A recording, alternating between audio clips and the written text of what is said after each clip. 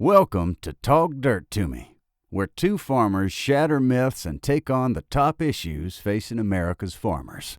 Here's your hosts, Logan and Bobby Lee. What's up, everybody? Yeah, it's a good morning edition.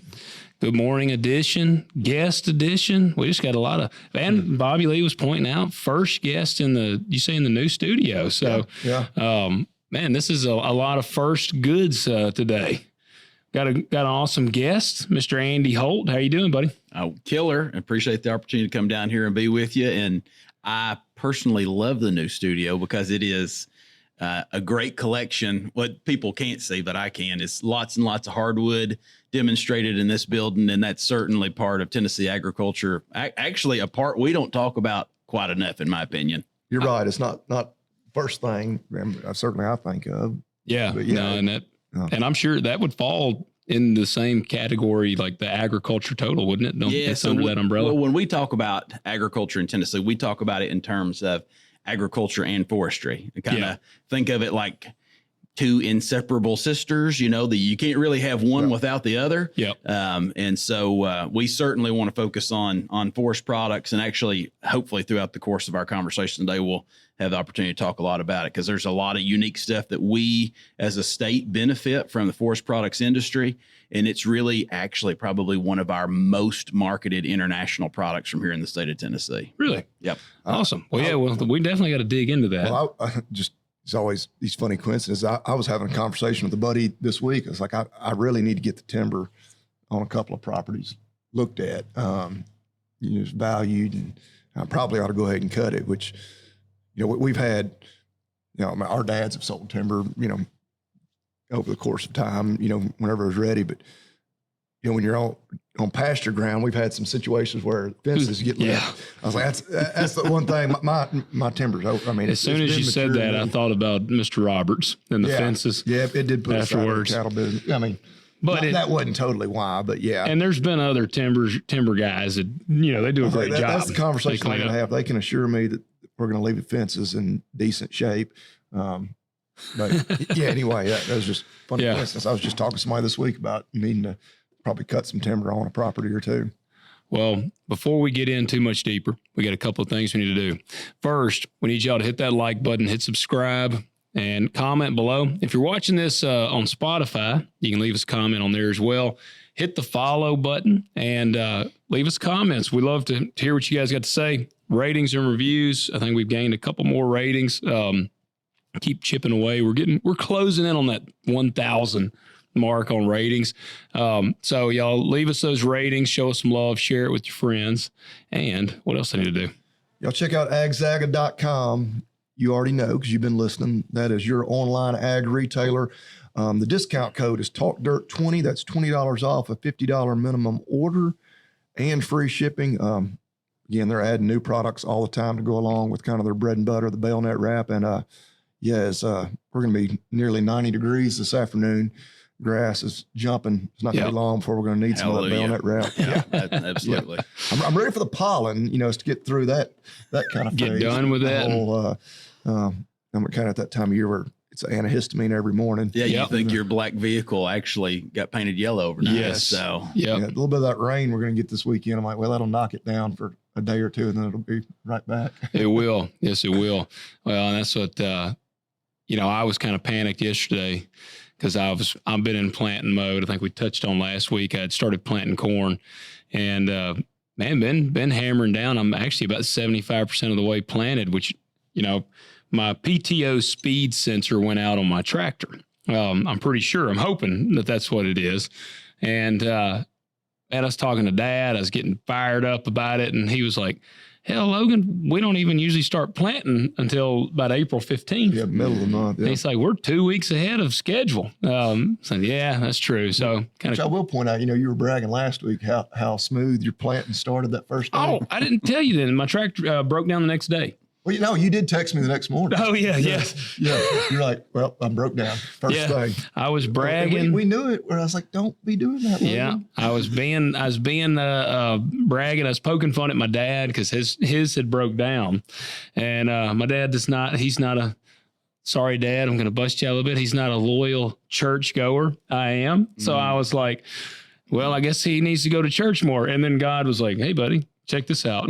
And, tractor. I don't remember what happened on it, but I did have something. Oh, it was a part broke down. Solenoid, $1,300 later. Yeah, I was back up and rolling. I couldn't remember what you said. That's all. Yeah, that's good. That's a good day. Just a measly $1,300. But no, we're rolling. But so Andy, you are the Commissioner of Ag for the state of Tennessee. What an awesome title. It is an awesome title. It's a lot of fun. It's an honor to be able to serve in this capacity. And, I appreciate Governor Lee. I know I'm biased, but I love the guy. I've been friends with him for quite some time, but I think that he has done an excellent job over the last 7 years trying to prioritize agriculture for the state of Tennessee, and not only agriculture, but also probably a lot of your other listeners, if they're not directly tied to ag production, they probably at least live in a rural area like you guys. And I feel like Governor Lee has really changed the view of Tennessee from saying everybody has to get a 4-year degree and everybody needs to move to Nashville and get a job, and really has kind of bent the trajectory to say, you know what, actually, we really need folks to farm. We really need folks who can wire a house. We really need folks who can weld. And the best place to live in America is in rural Tennessee. Yeah. And I mean, except if there's out-of-state listeners, this is actually a terrible place. I was about to say, I think we're full. Yeah, we're full here. We're full. And I mean. Go to Oklahoma or somewhere else. Texas really needs more people.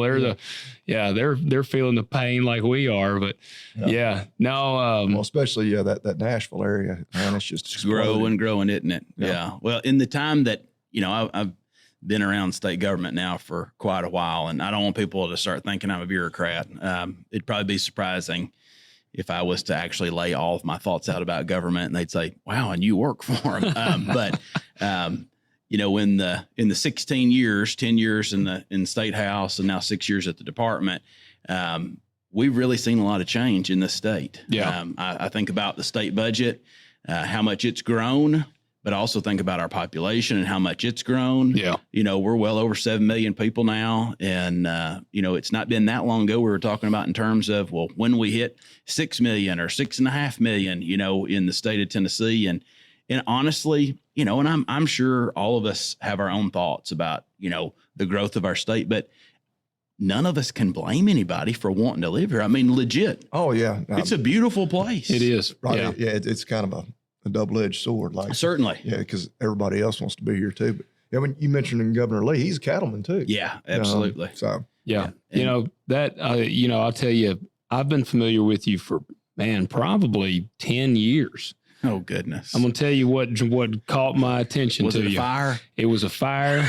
And that's what I told Bobby Lee. I was telling him about it because Bobby Lee's not a big Facebook guy. And that's where I came upon you years ago. He looks like more of an Instagram kind of guy. Is he an Instagram guy? Yeah. Instagram and YouTube. Instagram and YouTube. Yeah. And so, man, I was on Facebook one day years ago. And I see this dude in the state, and he's putting some traffic tickets in a trash can and setting them on fire. That's right. And I said, my curiosity is piqued. So then I watch.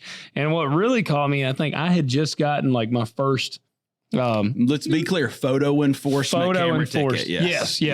Yeah, no law officer handed me a ticket. Yeah. It was one of the red light tickets or something. Yeah. Camera. And you were like, here's what I do with mine. And you put them in a trash can and burn it. And I said, I like this guy. So I've been following you ever since.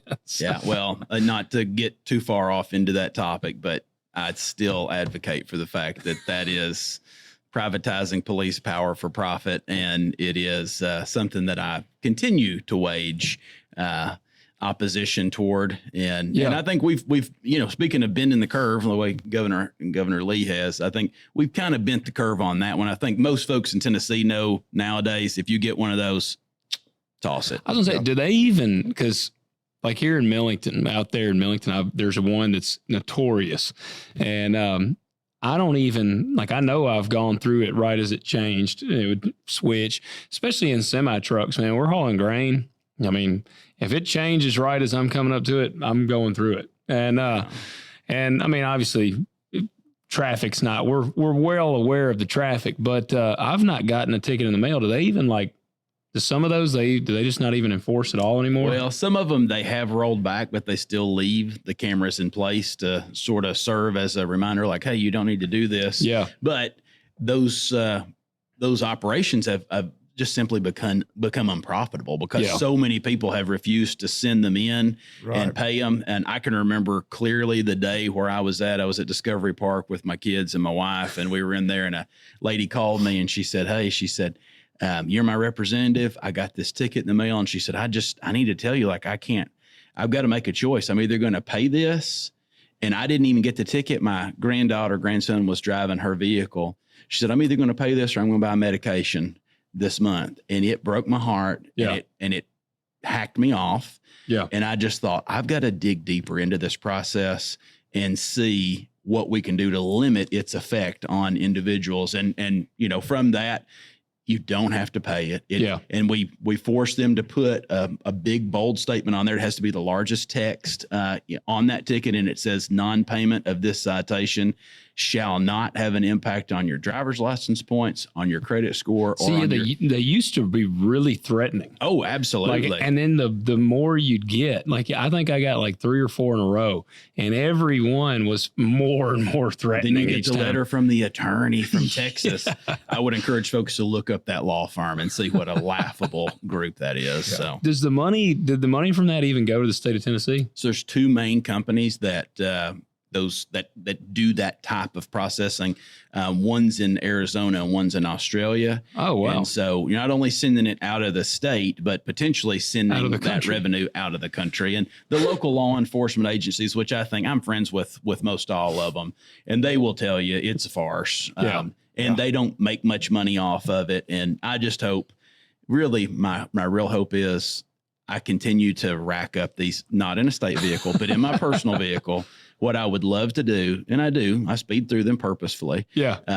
I'd love to get pulled over by a law enforcement officer, and likewise also simultaneously get a photo enforcement camera ticket, because same infraction can only be processed one way. Either has to be criminal or it can be civil. It can't be both. Yeah.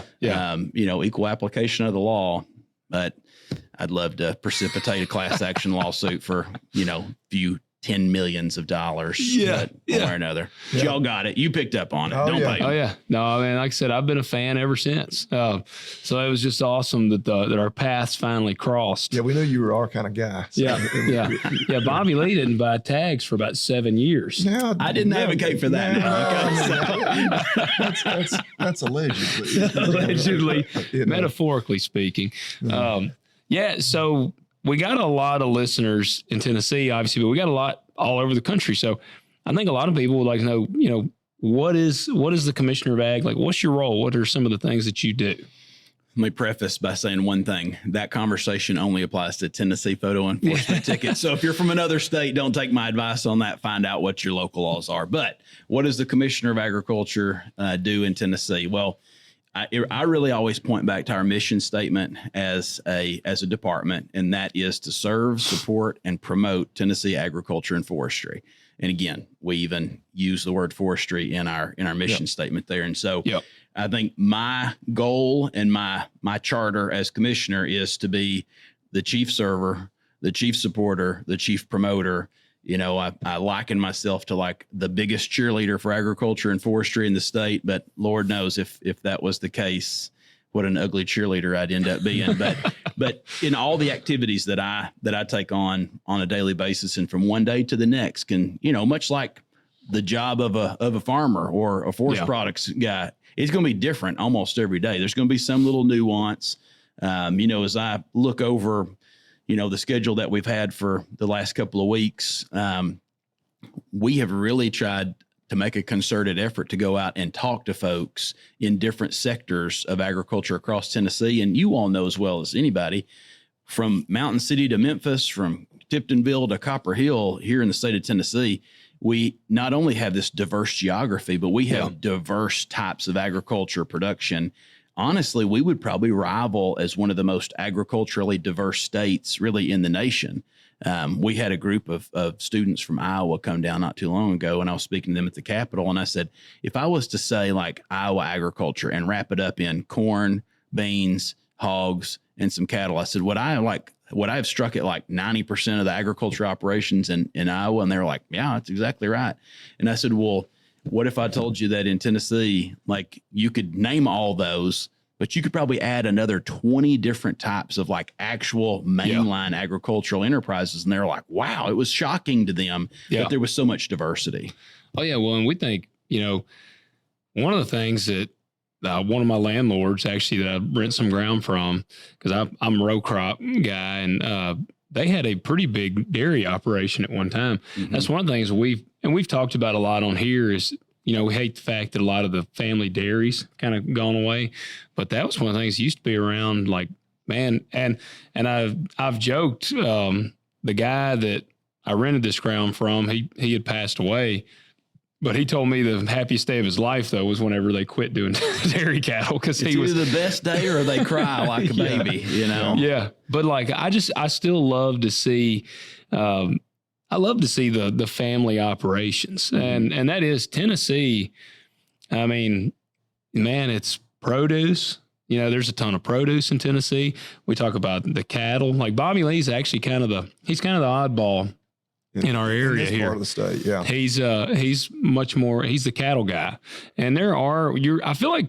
Do you feel like we're seeing more pockets of cattle pop up in this area? I think you're seeing a few people. I mean, I know of some that are maybe a generation ago, they got out of cattle, and then just with the current market, maybe and tore out the fences, unfortunately. Right. Yeah. And that's, the big challenge is you can't just decide, oh yeah, we're going to have cows this year. Yeah. But it's also buying back into cattle right now. Yeah, it's tough. With it is prices tough. where they are. But I've talked to some guys, that do a lot of hay. I'm like, because traditionally there's not a big market for cow hay, just rolled hay in this part of the state. I'm a little, and I was like, you may start to see that come back because, cattle are profitable right now. And a lot of other segments of ag aren't. Right. And you're looking for folks to have diversification on some of their row crop ground. And we're not going to convert probably 3,000 acres into hay, but we are seeing, some patches of a few hundred acres here, a few hundred acres there. And whether it's hay or whether it's other types of production, I think I've had more calls in the last 2 years with the market, having been relatively depressed in row crop. And we're still seeing that. And we're trying to help folks with opportunities on diversification. But that whole conversation about how broad we are in Tennessee, we've tried to go to several different types of operations over the last several weeks and months. It's part of the reason why I'm here is because I want to hear from you all, what your thoughts are. Yeah. But there's no better way to hear from folks who are in agriculture, and especially this broad network. We're not just corn and beans. That's certainly something here, but you add cotton to that, and you add now canola, and you add some wheat production. And, we're represented very well by row crops in West Tennessee, but you get over into Middle Tennessee and you talk about a lot more. Everything from agritourism, livestock. One thing that we are seeing is this marginal year-over-year increase in small ruminants. And so I have this really positive, optimistic view of agriculture. I think the sun's rising on agriculture. I don't think the sun is setting on agriculture. But I think that sunrise sometimes, shows some rays of maybe some things different than what we've done before. Yeah. But in this, over the last several weeks, hearing from producers, there's no better way to be the commissioner of agriculture and understand the concerns of producers than to go actually to them, go to their operations and hear from them directly. So whether it's touring around the state and hearing directly from folks, whether it's working with the General Assembly to try to create policy that's positive for agriculture, or whether it's, next month, well, I guess it's I got to come up with April Fool's joke. Yeah, for it's you April guys. Fool's, man. I've been gotten on social media a couple times. Well, that's good. Yeah. Well, I just thought about that. You're like, oh, that's awful news. Then you realize never that's mind. fake. Yeah. Well, on the 11th, I'm going to India for, goodness, I can't remember how many times that is now. I've been to India. And then on the 25th, going to Thailand. And not for vacation. I promise you, those are probably not the areas I'd go for vacation, but to sell and to promote and to market Tennessee hardwood products and agriculture products. Well, that was actually one thing, too, that I wanted to kind of talk to you about. I know there's two things I want to talk to you because I know that you have been pushing to try to really helped Tennessee broaden our exports, which is good. We need those. We need domestic markets and we need foreign markets. And then the other, you talked about kind of going around talking to farmers. I know y'all been doing because I've been getting the emails, the insights on the TAPE, the Tennessee Ag Enhancement Program. Bobby Lee and I have talked about it a lot. Actually, there's my little master beef producer plaque up there on the wall over there. Yeah. And so we've talked about that a lot. And I think it's a great program. You've used it a bunch. I've used it basically every year since. What year did the Ag Enhancement Program begin? 2005. Okay, so I was still in school, but I'd have to look back. The first year I actually applied for it, but ever since then, we went through the first master beef class. You and I did it together. What year was that? That was like 2009. Oh, it would have probably. It could have been 9, 10, 11, somewhere in there. Yeah. It was funny because it was I enjoyed it back then. It was in person. We went to like near They Braden. Still do some in person. Yeah. I assume, yeah. I've done it virtually the last 2 times. I've done it. And there's some other options out there now. So we have master small ruminant, master beef, master forage actually is the newest one that's come out. Oh, so it's going to be really focused on not just growing grass, but on the different ways to utilize forage, different ways to manage forage. And also, I mean, what I wanted folks to learn through that process is, it might actually be cheaper to buy hay than to try to make your own hay. We've talked about that. Yeah. And different forage options. I mean, we've chopped silage for the last several years to feed our cows. And we did that because, some droughted years, I think it was probably trying to think when it was that things just really hit the fan, like 08, 09. That was the first year we went to chopping. And since that time, we've fed, chopped corn silage to our cow herd. And it's a great option if you have the infrastructure and if you got the equipment, but certainly recognize that cows can eat a lot of different things and thrive on it. I had a guy just ask me last week, he messaged me and was like, why don't you do some silage? And I said, well, nobody really does in our area. And I got to thinking, like, really, why not? Is it just because the lack of cattle per se, or what is it? It's part of it. And I think too, it's, the equipment was typically, you could get into chopping silage. If you were just chopping a pretty small amount, you can get in pretty cheap. You can find an old dairy that's saying, hey, I've got some equipment that's marginal. It's not top of the line. You're going to need to be able to get under it and do a little working on it. Yeah. But if you can get into that pretty cheap. That's the way we got into it. I don't know. I know nothing about silage. What do you cut it with? So we use a chopper. Yeah. And so this is not a self-propelled. So this is a pull type chopper. Yeah. 2-row. And so the greatest thing that my father-in-law bought is he legit just got in the truck and drove out to, I believe it was Oklahoma or Nebraska, and bought a side dump wagon. So we chop with just the tractors that we have in the operation, use that pull type chopper, blow into a dump wagon, dump that off into a 2-ton truck, take it to pits that we already had because we had some old dairy farms. Yeah. And that's the thing. But actually, Ag Enhancement Program can help you install. If you're in Tennessee, we're not going to send money to Pennsylvania or anywhere, but if you're in Tennessee. No Somalian daycares? Well, that's probably not on the agenda. But yeah, if you are wanting to move that direction with your cow operation, that is something that we can cost share with. Well, I wondered, because I actually just noticed, so our dads just recently, they bought a new round baler. And it says silage special on it. Oh, yeah. So you round bale? Haylage. Yeah, haylage. Bale it wet. Yeah. So do you cut it like could you go in and cut it with a disc mower? That's exactly if it would depend on what kind of, if it's a grass crop. Yeah. So you're going to go out there, you're going to cut it, you're going to lay it down. And whether it's, ryegrass or wheat, or whether it's alfalfa or whatever, you're going to get it to the right moisture content. There's some argument out there about what that right moisture content is. Yeah. But then you're going to roll that. Now, you're not going to be making 6x6s out of that stuff, or you're going to be breaking some spears. It'd be super heavy, wouldn't it? Super heavy. But then, we have several, inline wrappers across the state. Yeah. But then some people like to wrap individual bales. Yep. That's pretty labor intensive, the moving around. But yeah, if you put it in a tube, that's some great feed. That's what I know some people doing it, but it's kind of the same thing around here.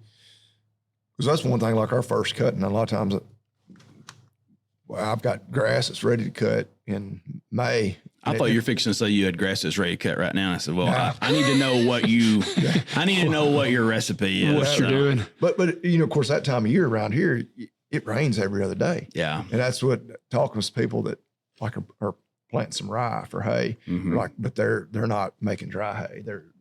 Because they can get in there and can get it baled up wet and wrap it. Like cereal rye? Do they bale cereal rye?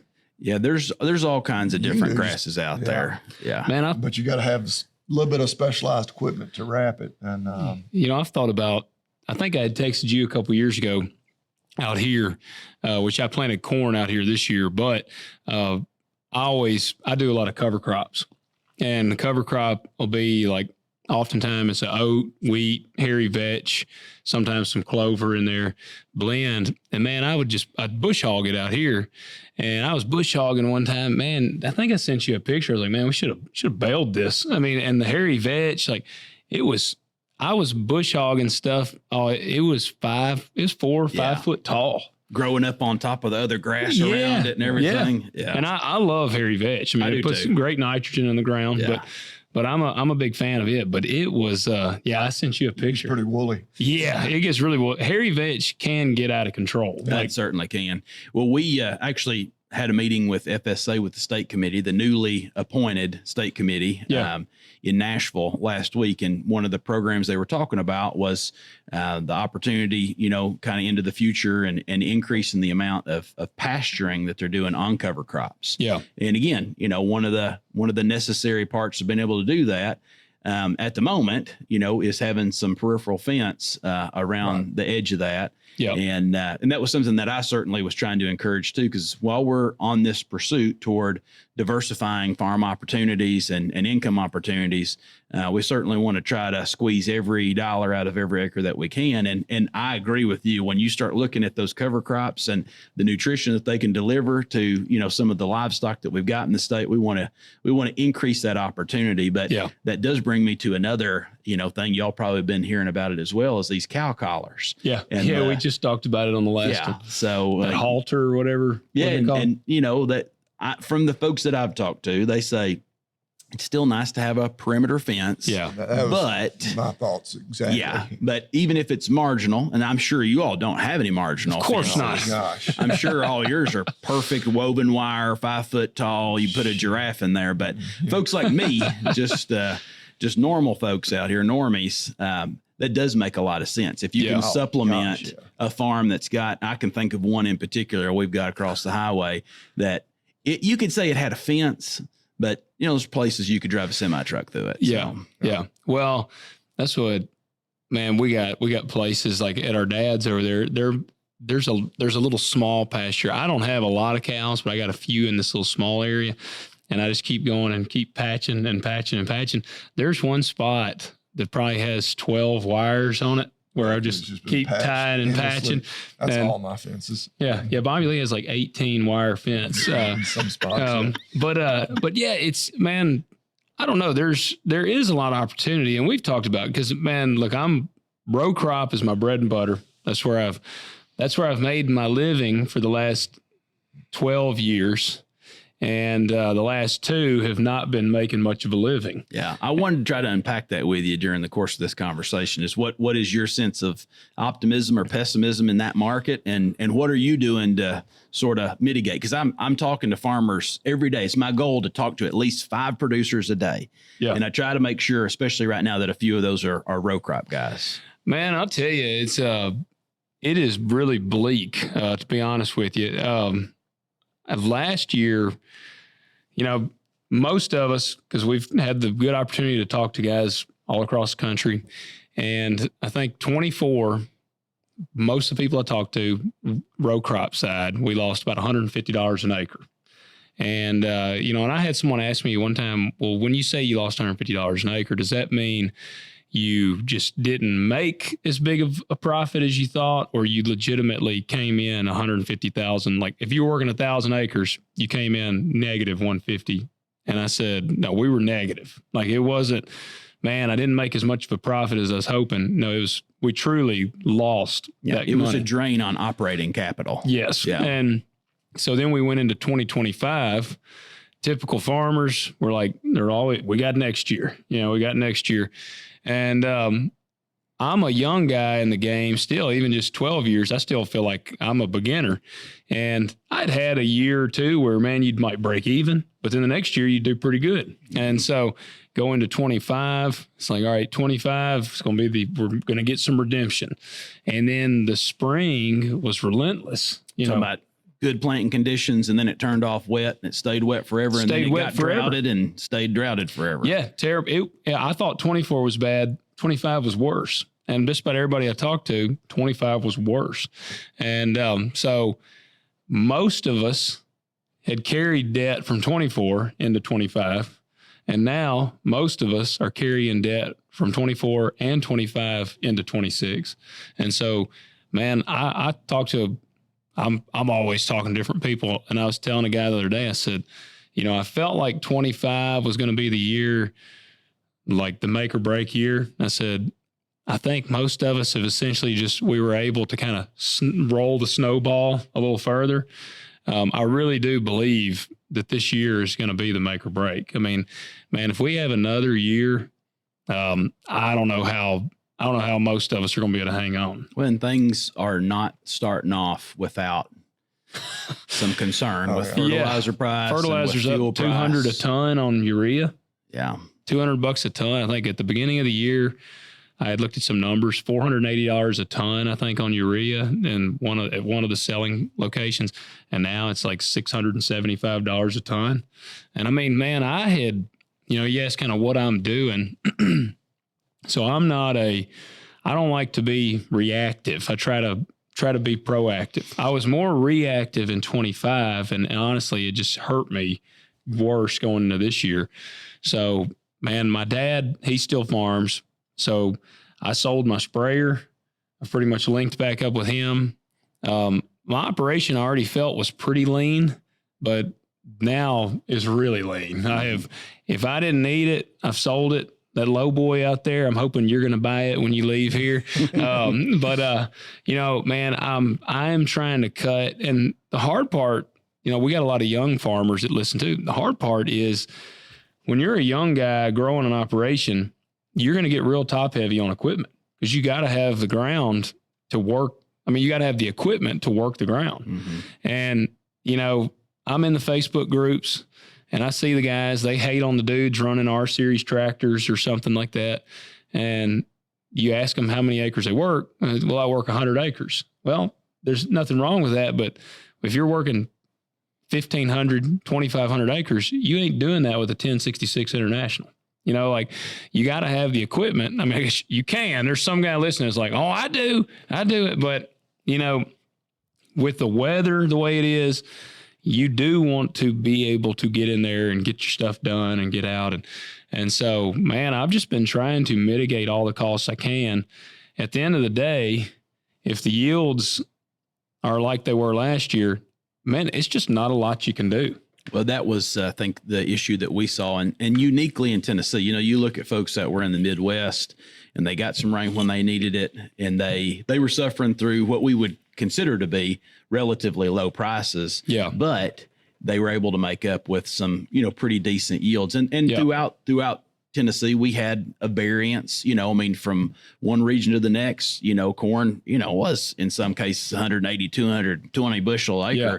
But then you got into some spots, and of course, most of it really went back to what was the date that it was planted. Oh, yeah. If it was that early corn, it was amazing. Yeah. If it was that corn that got planted when the soil conditions really weren't ideal, but we had to get in there and get some stuff planted, it was too wet. Yeah. You may have had to replant that a time or two. Yeah. And then that was the bulk of mine. And from the time it got planted till the time it got harvested, it got very little rain on it. Yeah. I actually planted beans first. I started planting beans about April 14th last year, and I planted probably 300 or 400 acres of beans. And then I swapped to corn. And cause there's different studies. This year I'm total opposite. I've been planting my corn March, and, but there's a lot of studies that had shown that kind of beans love the sunlight. And so the early planted beans do great. And then the corn, they were like, man, early May, if you plant corn early May, there's a lot of studies that show that it does really well, performs well. So we kind of went that route. And, oh man, it burned me hard. Didn't work for 25. It didn't work. We went, about 75, 80 days, depending on exactly where you were. Well, no measurable rainfall. That and the last field of corn I planted, I finished planting it June 1st. Because the weather just kept on and on and on. And I was like, I have got to, it was kind of a rotation thing at that point. I was like, I got to put corn out here. And so I believe I had already fertilized it for corn. And so it was going to be corn. And I planted that last bit of corn June 1st. And I remember, I think I tried to calculate it up. That farm got like 2 inches of rain or 3 inches of rain, the duration of that corn's life. Yeah. That corn ended up averaging like 89 bushels to the acre or something. And that's tough on what is really a cool season grass. Yes. So it needs a little moisture on it. We were trying to put up a bunch of straw. That's one of the things that we do last year. And it was, it's wheat thrashing time. So it was June 15th, June 20th, whatever it was. And in this particular farm we were on, the guy I was working with, he was trying to plant beans and they were getting the tractor stuck. Oh, yeah. Because it had turned off wet there for just a little while. Yep. And it's just like cataclysmically everything about 25 in some places was just kind of turned upside down. Oh, it was, man. It was. Yeah. I think we've lost Bobby Lee, though. I think he's like, can we talk about some cows? No, I remember last year, too, because pastures looked rough as well, didn't they? Well, because in 24, Bobby Lee was like taking my shoelaces out of my shoes last year. He's like, we got to watch this guy. We're worried about this dude. Well, yeah. Well, I know you're joking, but that really is a concern. Oh, it is. It is a bad concern. Yes, it is. Yeah. Well, last year, I was a month behind where I was in 24 getting my first hay cutting off because it just, they're in, mid-May to like mid-June, it was so wet. Like I need to be in the hayfield, but I had landowners call me like, "Are you going to cut this?" I'm like, "Have you not been watching the weather? Or you don't even need to watch the Bobby weather. Lee's You've been like, looking out your window and notice that it rains every 2 to 3 days." He's been selling all that cattle high prices. He was like, "This rain has got to stop. I can't even get my Lamborghini out and drive it around." Gravel driveway. It's like I don't even want to get this thing dirty. But then it gets dry and then it gets dusty. I mean, No, man, I've been telling guys because I've had some ask me like, "What are you doing?" And I mean, ultimately, I'm just cutting where I can. I'm trying to make smart decisions agronomically. I work with my agronomist, and I'm like, what can we do? Because without cutting your own throat. I was gonna say without cutting your throat, because Well, and it comes down to there's only so much you can do. That's right. I gotta like corn. You gotta fertilize corn. Right. Like it just the cathedral is the soil. It still has to be taken care of. Yes. Yep. Yes. And man, I've looked. I will say some of the like chemical stuff the prices have come down on some of those. I think a lot of that became because the generic market got so heavy that a lot of these companies have kind of had to make some shifts. And I normally had always been name brand on the chemicals. And now I buy quite a bit of generic. And because, man, you got to do what you got to do. And I mean, I thought about it. I was like, I go to Walgreens and I use Flonase, but I don't buy Flonase. I'm buying the little Walgreens brand of Flonase. Yeah. And this, as long as it's the same chemical mission, like chemistry, hell, if it's $5 an acre cheaper. One of the things I had actually shared on here in years past, when things are really good, it's easy for farmers. I know I did this. Let's say there's a chemical or something you could cut out and it might save you $2,000. A lot of guys be like, "Oh man, I'm going to save $2,000. Well, when you're in a row crop operation and you spend $800,000 a year, you're like, what the hell's $2,000 going to do?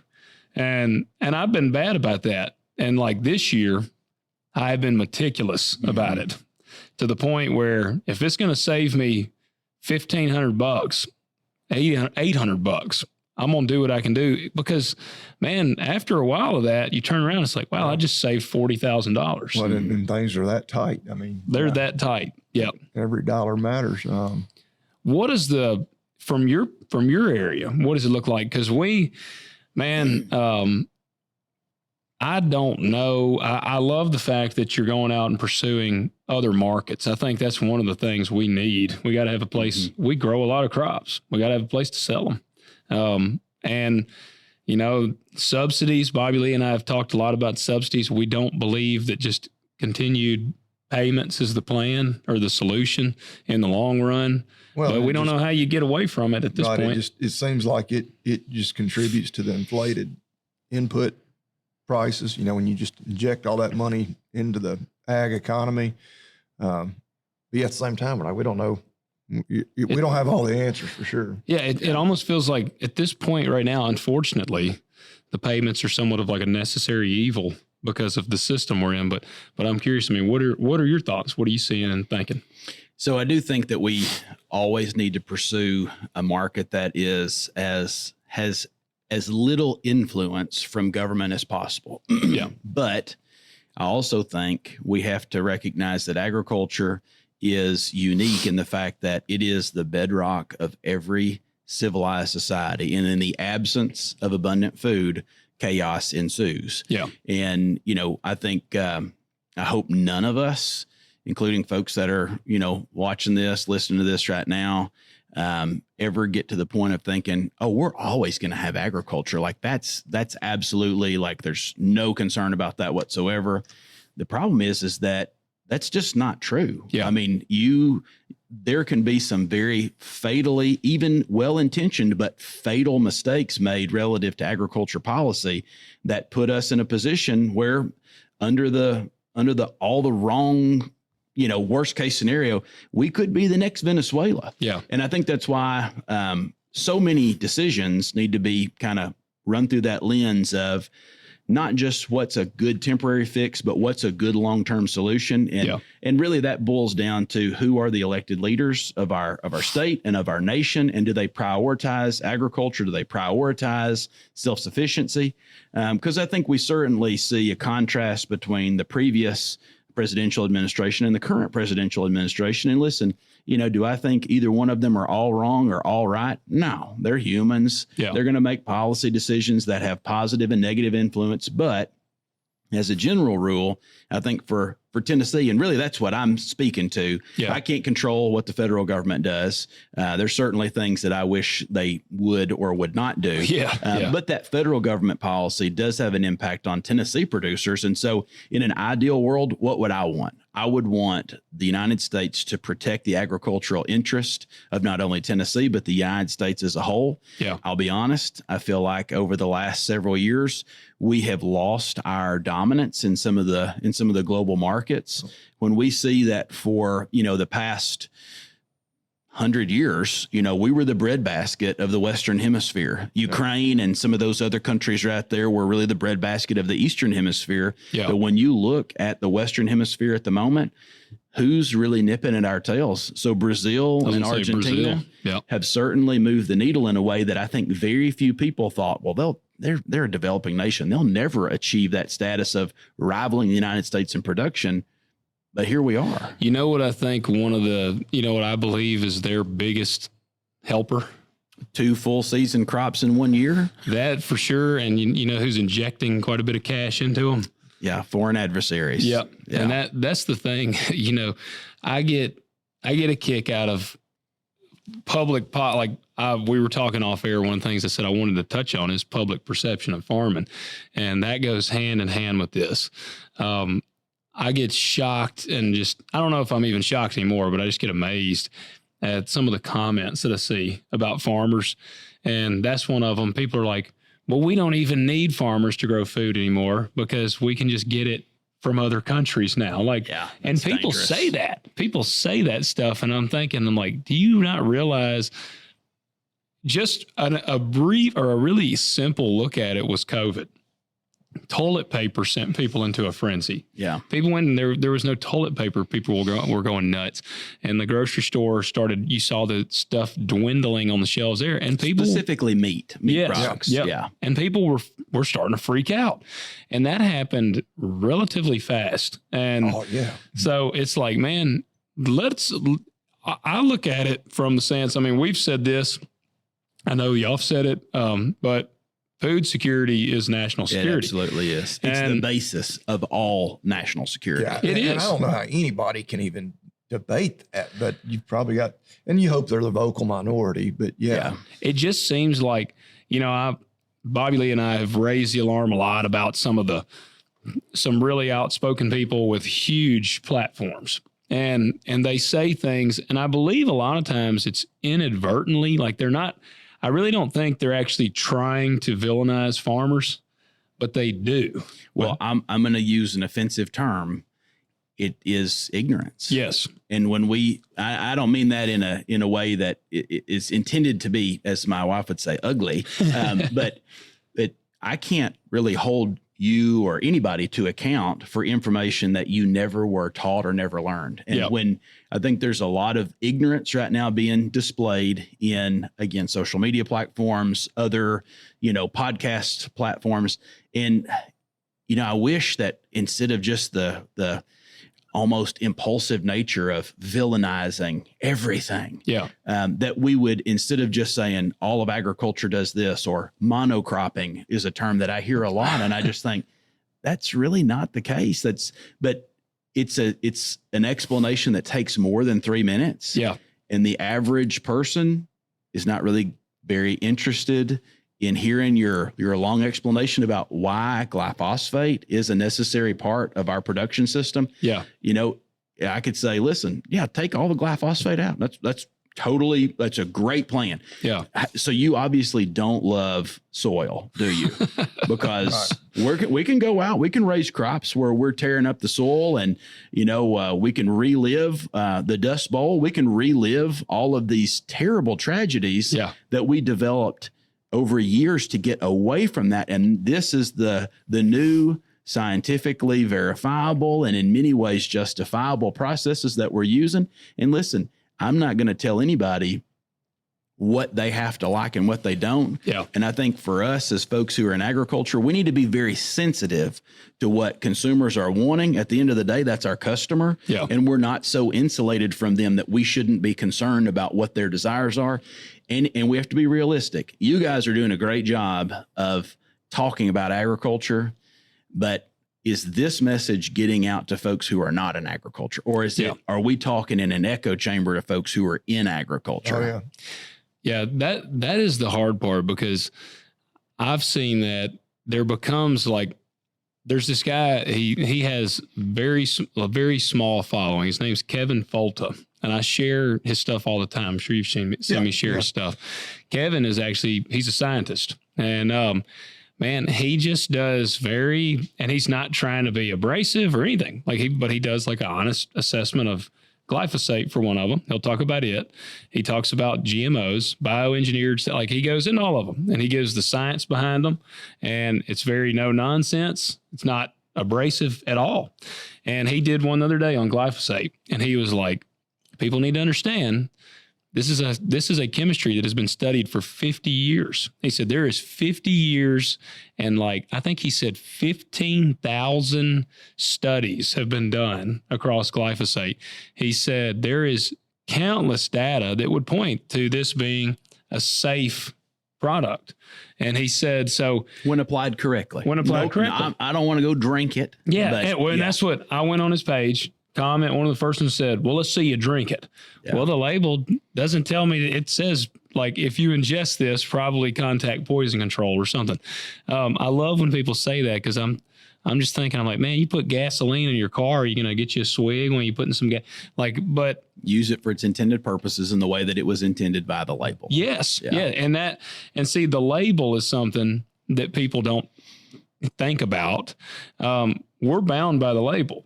I mean, this year I had to go and I had to update my private applicator license, my dicamba license, and a paraquat license. I had to get all those certifications. We went and sat through a class, and everything on there is bound by the label. And that's where, when guys talked about the House bill we talked about, and they're like, glyphosate's going to be everywhere, Roundup's going to be here and there. And I'm like, it didn't change the label. Yeah. Nothing on the label changed. We're still bound exactly by the label. And so I just get incredibly frustrated. But like you said, we've got to talk about it, because if we're not talking about it, the guys that are actually using it and doing this stuff, then the people on social media that don't know what they're talking about are going to be the ones talking about it. Well, and do I think that we live in an environment where we might be exposing ourselves to more chemicals than maybe what we ought to? I mean, hey, I think it's worth the discussion. Yeah. So I don't mind questions that can't be answered, but I sure don't like answers that can't be questioned. Yes. And, and so I think that's the way we need to kind of adopt life in agriculture, is to say, we're more than happy to talk to you about, and I think you even have to be careful now about talking about the science. We need to talk about the production and the need for these things in production. And we need to let people make the decision for themselves. If they want to live a completely gluten-free, or they want to live a chemical-free, or they want to live a corn-based diet free, then you know what? Hey, let them. You do it. And here's what I think is we should be encouraging folks in agriculture to say, you know what? If that person is going to be really seriously committed to that, it's going to create another opportunity for the market. And the market is big enough. And I got to be careful how I say about this, because I start getting, passionate, start getting on my soapbox. But folks in agriculture have got to learn how to get along. Yeah. This is a big group. We've got traditional and conventional producers. And guess what? They feed the world. Yeah. And we've got other folks who are smaller contributors, but they are still no less valuable contributors to agriculture. We've got a market big enough. Whatever we produce, they're going to buy it. Yeah. And we need to be, first of all, focused on trying to make sure that we're integrated in a way that we're not trying to market our product to the detriment of someone else's product. Agreed. But I think we also have to be realistic that the vast majority of production is going to come from some of those traditional or conventional producers. And we do have to protect policy that allows producers to maintain profitability and maintain the global presence, because I promise you, whatever practices, whatever chemistries, whatever it is that we cut off of American producers, China's not going to cut that off from themselves. Oh, yeah. Brazil's not going to cut that off from themselves. But ultimately, I think I view every policy change in agriculture to, are we creating more opportunity for American producers, or are we creating more dependency on foreign producers? And I don't want to be dependent on any foreign nation for the things that we need. Yeah. Yeah. Agreed. Absolutely. Well, that's, talking about like on the GMO or anything like that. One of the things we've said before is one of the things it allows, I don't remember the statistic, but I know we lose a pretty big chunk of acreage every day. Yeah. Farmland. And we're losing that every day. And right now we grow an abundance of crops. It is like, and that's one of the things people say, well, we can afford to lose a few guys. Like that's kind of the comments I've seen, because we grow in abundance. And I'm like, well, right now we grow in abundance, but we're losing all these acres daily across the country. While the population grows. So at some point, I feel like if we don't, as the acreage shrinks, this could become out of kilter here. And one of the things an abundance does allow is for groceries to be a little cheaper. And people already freak out, man, if eggs or anything jump up in price, or beef jumps up in price. It's like, well, what are you going to do if 30 or 40% of the farmers do go broke, and say we lose 30 to 40% of that production?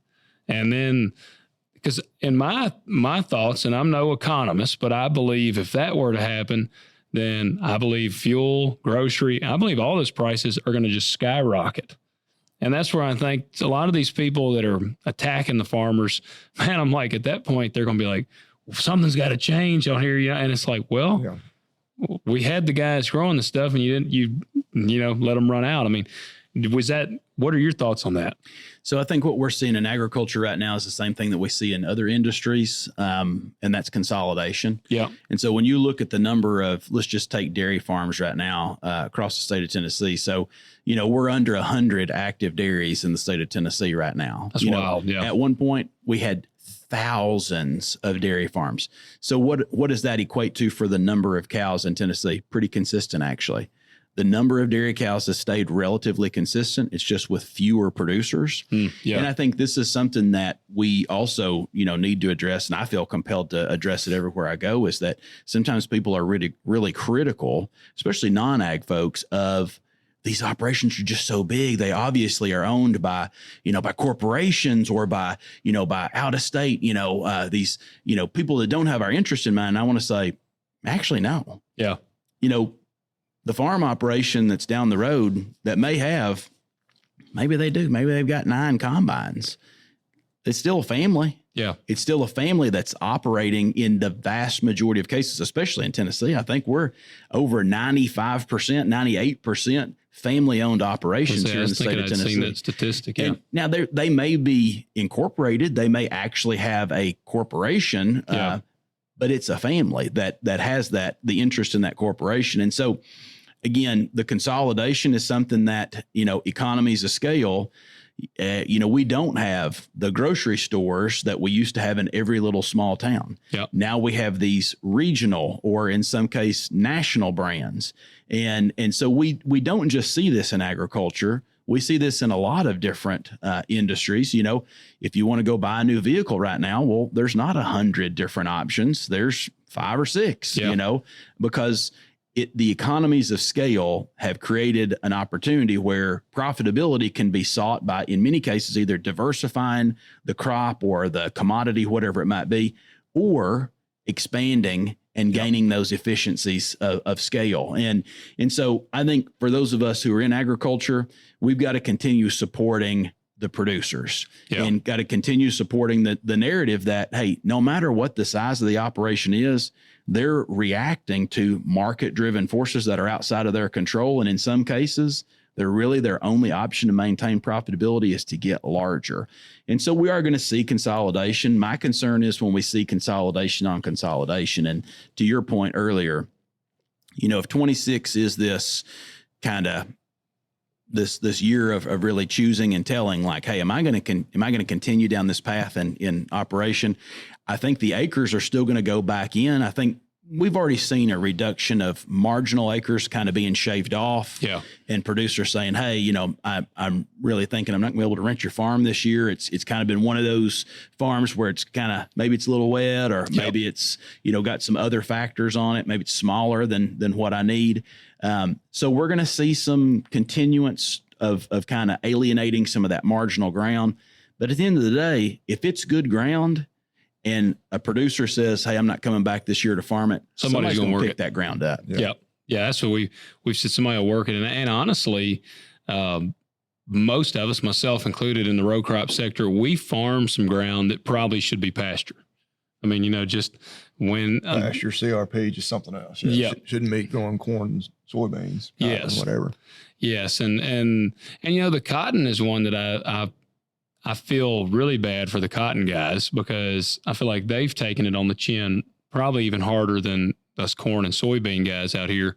And, the problem, one of the issues, consolidation is a huge issue I see. And like we see it, equipment, you got essentially like 3 or 4 equipment companies that own all the tractors and everything. They've done bought up all of their competition. And it was kind of funny. I actually saw this on the seed. I shopped seed around pretty hard this year, and beans, by the time, like I called this person, this company, I think I talked to, I don't know, probably 5 or 6 different seed dealers. And the seed, by the time you got the treatment on it, was within $2 to $3, like on every one of them. Mm. And, I'm like, man, I remember, and I've shared before, like, when I first started farming, the first bag of corn, some of it that I bought, it was a brand, it was called Terra or something. I don't even think they actually got bought out by like Pioneer or somebody, but you could get some corn seed from them for like $160, $170 a bag. And now most of your corn seed is, the cheap corn seed's $250 an acre, like a bag. And then you get into your name brands, like big brand, they're $320, $350 a bag. So, I mean, like, and I was like, what about some $160? Like and most of the companies are like, well, we don't even have anything like that anymore. And so that's one of the things I'm seeing. Like, I am a believer that competition is a good thing. Absolutely. And because at every level, whether it's thought, pricing, options on, everything, competition is a key. Yes. And that we're fans of capitalism, but in order for capitalism to thrive, you got to have competition. And that's the thing. It's like, man, these companies just we essentially, I mean, Bobby Lee sees it. He talks about it in the beef world. I mean, you got the 4 meat packers, and they're doing they got basically a domination going on over that. So I mean, what can we do? What can you do about that? So what can we do? I mean, whether you're saying me as commissioner or us collectively as agriculture is, I think we can't retreat from the idea that this is having a very symptomatic problem that's being created through this consolidation. And, you look at the consolidation of agriculture and say, these operations that are accruing larger acreage and putting it together, that still doesn't give them the market authority that consolidation in, like you say, whether it's seed, fertilizer, whether it's inputs of any kind, whatever it is, the dynamics and the consideration of again, consolidation in agriculture doesn't achieve the same thing that it achieves in the retail world. Yeah. We're still buying everything at retail and selling everything at wholesale. Yep. And we're subject to macroeconomic, globally imposed pricing conditions. And so, consolidation in agriculture is different than it is in that retail world. And I think this is my assessment. What can be done? Yeah. So what can be done is this is a time for folks in agriculture to be more politically involved than they ever have been before. Good policy can have a really positive impact on your life. And bad policy can have a really bad impact on your life. Yeah. What I would encourage folks to do, those who are in agriculture, is to fall back on those associations, whether it is their relationship with Farm Bureau or it's their relationship with, Tennessee soybean, or whether it's, Tennessee corn, or whether it's others, is make sure that you're in contact with those folks. And if you're facing issues, then you need to be reaching out and trying to influence policy that, again, is not in some nefarious way only beneficial to you as an individual, but beneficial not just to individual producers, but generally to the agriculture industry. Yeah. And again, folks are going to hear that and they're going to say, roll their eyes and say, that's the dumbest thing I've ever heard in my entire life. This guy's just trying to give a scapegoat answer so he doesn't actually have to answer. But that's the truth. Yeah. As a former lawmaker, I think it would be surprising, and we don't have time, but if I sat down and told you about some of the most effective ways that I was influenced on a vote, it wasn't because some high-paid lobbyist came in and told me what I should do. Yeah. It's because a local person who's a voter of mine said, this is having a really negative impact on me, and I need to seek change through the law.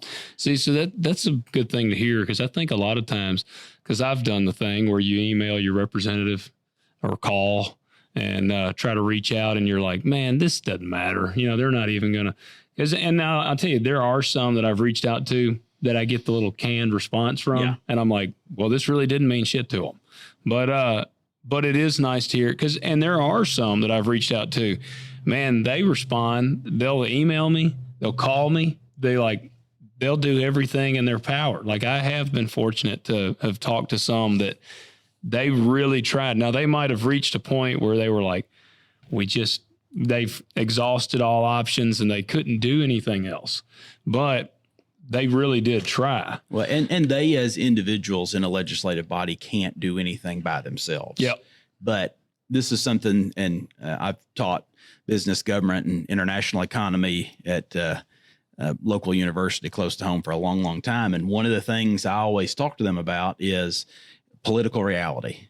And that is the fact that it's kind of like gravity. You can tell me how much you hate gravity. That's perfect. I mean, great. Guess what? It still applies to you. Yeah. So you can hate it all you want. Yeah. And you can focus all of your efforts on hating gravity, or you can learn how to harness the power of gravity. Yeah. And that's what I encourage folks to do with politics and kind of the political reality of political influence. Tell me how much you hate it. That's great. You can go and create a podcast and tell me how much you hate politics and everything else. Guess Yeah. what? It's still going to be just as applicable to you. Yep. You may not have an interest in politics, but politics has an interest in you. Yeah. And the way I always liken it to is the fact that it's any political relationship is like a bank account. You can't take out of it what you haven't put into it. And that's not a reference to money. Yeah. What that is that's a reference to political relationships.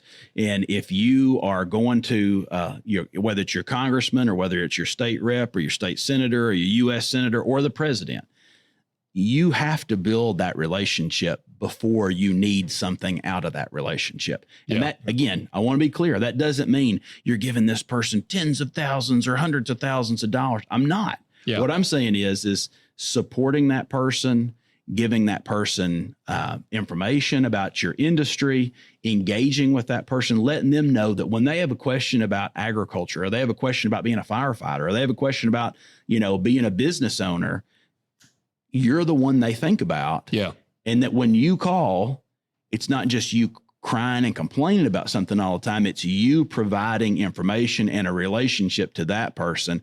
And I can tell you, people can roll their eyes if they want, but I've been on the receiving end of political relationships that had huge value. I mean, I'll give an example. So when the Big Beautiful Bill was taking place, I've been friends with Marsha Blackburn for a long, long time.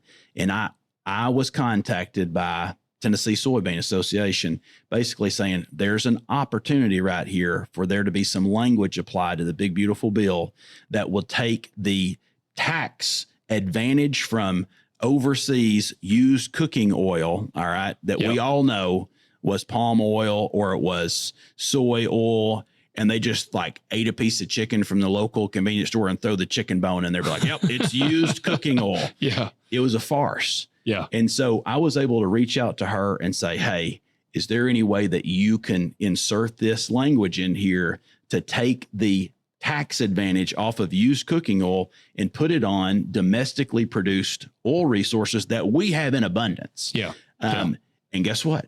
That was included in the Big Beautiful Bill. And I'm not going to take credit for that. I'm saying that she probably heard that from others, and other state U.S. senators heard that from others. But that's how policy actually gets made. Then it's worthwhile to reach out. It absolutely is. And reach out often, and reach out early, and reach out at a time where you're not asking for anything. You're trying to build that relationship, Bobby Lee likes to get their address, and he just shows up at their house all the time. Yeah. I mean, he said the cops called on him a lot. But no, in all seriousness, you need everybody. And I know, like a lot of the industry groups, I'll use Tennessee Cattlemen's, or you can use any, they'll be encouraging you, hey, contact your state rep, whatever representatives you need to. But you're right. If they just hear from me, okay. But if all of a sudden they've gotten 12 calls today from cattlemen, across the state or within, their constituency, and then they're like, okay, well, maybe this is something. Yeah. And then they bump into their colleagues in Nashville or Washington, whatever, and like, oh yeah, we're hearing that too. Like, okay, this is probably something we need to, the collective, associations are very valuable. And that's where everybody needs to be involved. Like, you can't just sit idly by and, well, like you've been saying, hope somebody else does something. Right. Yeah. Well, and I lived that life. I was 28 years old, was raising hogs, had a lot of hogs on feed, and had some issues with the law at that time. Went to my lawmaker a couple of times, and just never got any reception. And I remember thinking maybe he just had a bad day. We were in Rotary together. Yeah. And so went further down the line and gave him another opportunity, and it became abundant clear.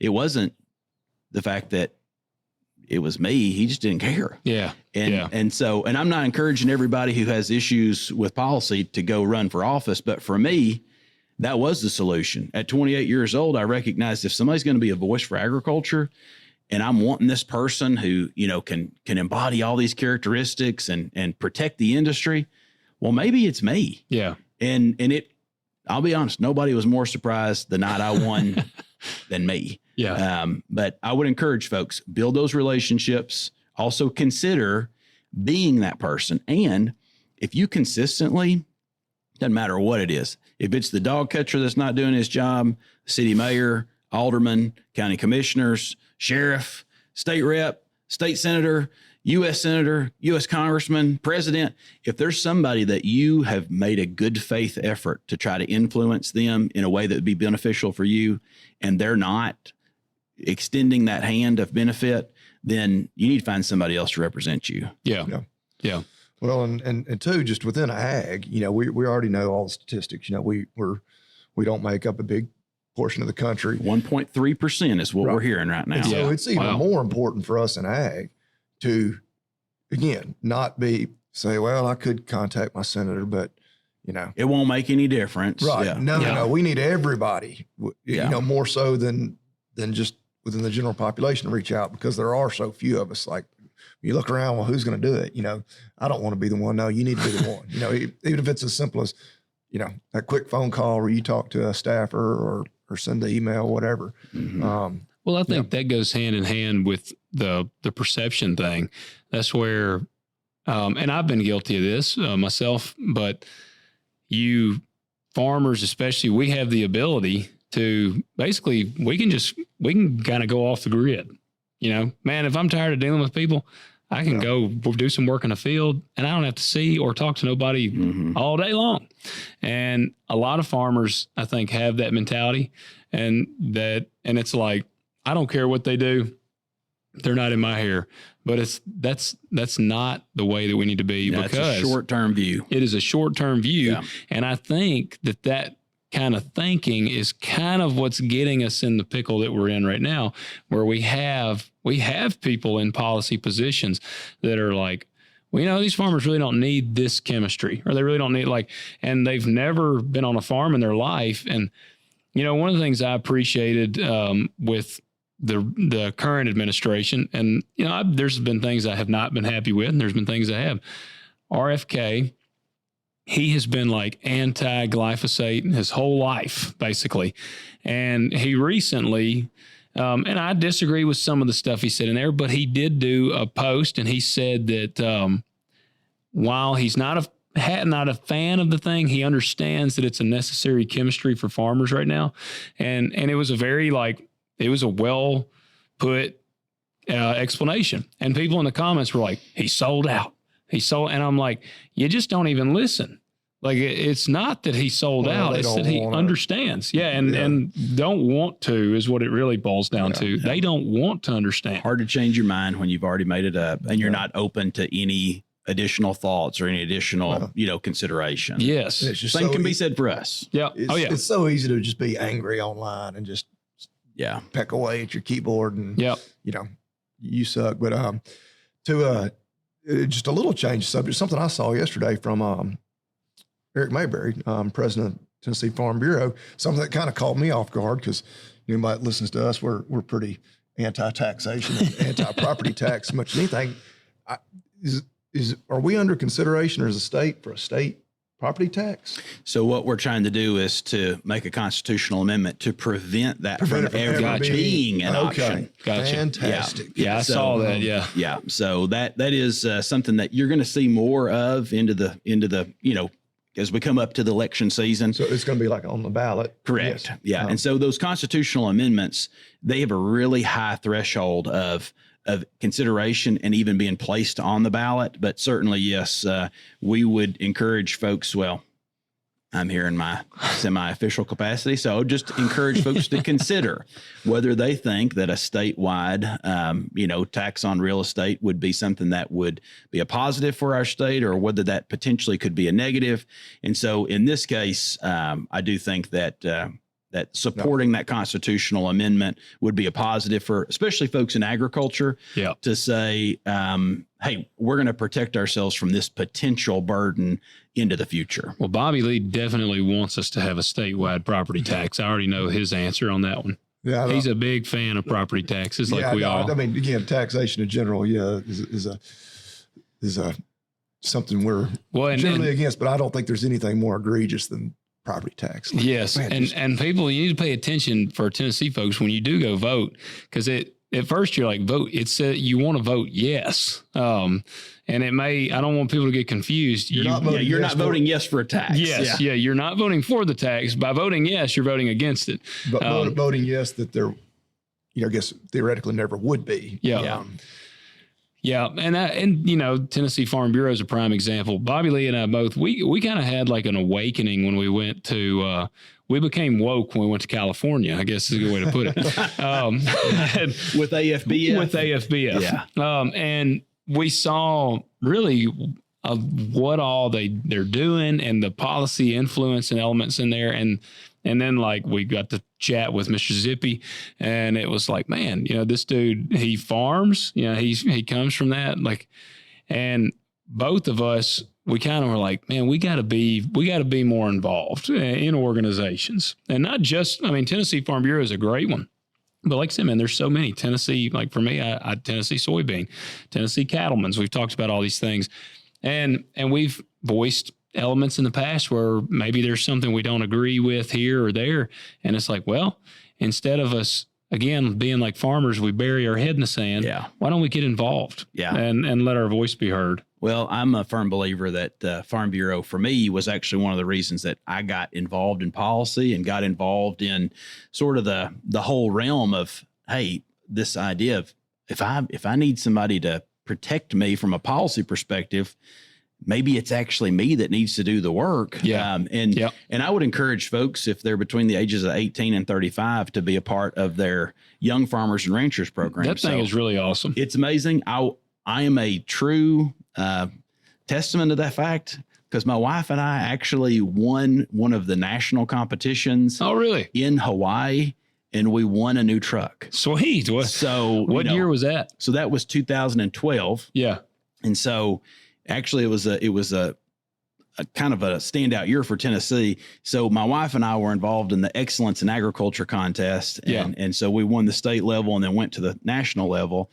And then one of my very best friends, Ben Moore, who I think actually is a listener to this program up in Weakley County. So two guys from Weakley County, us and our wives, we good friends, live really close to one another. And he was there for the Tennessee. He had won the Achievement Award in Tennessee. Right on. And won the national award. So here are two guys from Weakley County in Hawaii, and we both, you know, benefited significantly from those contests, and certainly would encourage folks to engage. What is that? That's what, you know, the YF&R thing is awesome. And that's where I'm part of the OF&R, though, the Old Farmers and Ranchers now. Yeah. So over 35. Not the OnlyFans ranch.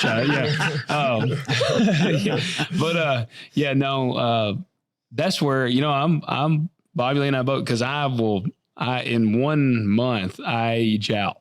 I'll be an old farmer, I guess.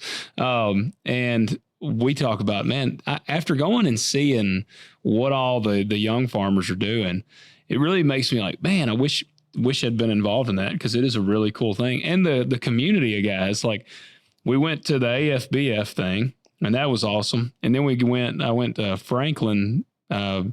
You know, I went and did a keynote speech. This was terrified at, but I went and did that. And a lot of the Tennessee guys that were at AFBF were there. Yeah. And they're buddies, man. They're tight. And they don't necessarily even all live right there. They're all, but they're like best friends. And, you know, like you said, farmers, I see like the animosity amongst farmers and how cutthroat it is.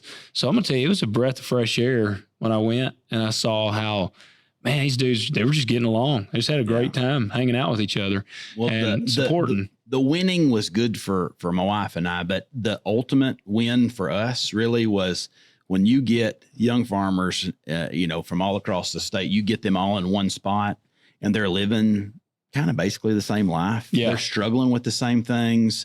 They're toying kind of with the same ideas. Yeah. And granted, you know, sometimes we know some of that really cutthroat mentality is not with the guy up in Morristown, but it's the one over in Drummond's, you know, it's really close. Yes. You know, it's the ones that are right beside you. But when you can get in an environment and you can kind of talk freely to these folks, for us, that's actually where we got into the idea of saying, you know what, this agritourism seems really counter to everything I wanted to do, but it was something my wife thought about. Yeah. And that was where we figured out, you know, I remember sitting down with one particular guy at YF&R, and he said, so you want to grow some pumpkins? And I said, yeah. He said, well, here's exactly what you spray. Here's when you plant them. Here's when you take care of them. This is the varieties I would pick. This is how I'd fertilize them. Yeah. You know, and Jamie Weaver from Manchester, Tennessee, is the one who taught me how to put in my first crop of pumpkins. And now 21 years later, we're still doing it.